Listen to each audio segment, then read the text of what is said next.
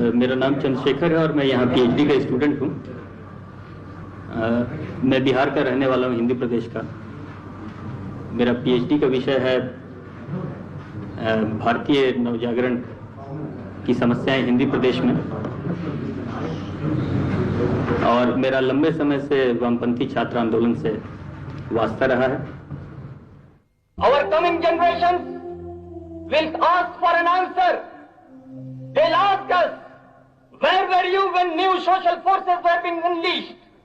Where were you when people who live and die every moment, every day, cried for your rights? Where were you when there was assertion of the marginal voices of the society? They'll seek an answer from all of us. अबोध बचपन के सुख से भरे दिन ज्यादा देर तक ना चल सके। चंदू जब 8 बरस के थे तो उनके पिता का देहांत हो गया। होनहार चंदू ने अपनी स्कूली शिक्षा सैनिक स्कूल तिलैया से प्राप्त की। इम्तिहान पास कर वो एनडीए में प्रशिक्षण के लिए चुने गए, लेकिन वहाँ उनका मन नहीं लगा और 2 साल बाद वो एनडीए छोड़कर घर वापस आ गए। वामपंथी राजनीति के साथ उनके रोमांस की शुरुआत भी यहीं से हुई, जहाँ से वो AISF के राज्य उपाध्यक्ष के पद तक पहुंचे। जेएनयू तक आते आते उनका तीव्र वामपंथी रुझान उन्हें CPI-ML लिबरेशन की राजनीति के करीब ले गया। एक ऐसे समय में जबकि विश्व भर में मार्क्सवाद के स्थायी स्तंभ उखड़ रहे थे और दक्षिणपंथी व सांप्रदायिक ताकतें राजनीतिक क्षितिज पर छा रही थीं, चंद्रशेखर ने all India students association I saw में सक्रिय होकर छात्रों के बीच क्रांतिकारी मार्क्सवाद की धारा को सुदृढ़ किया और लोकप्रिय बनाया।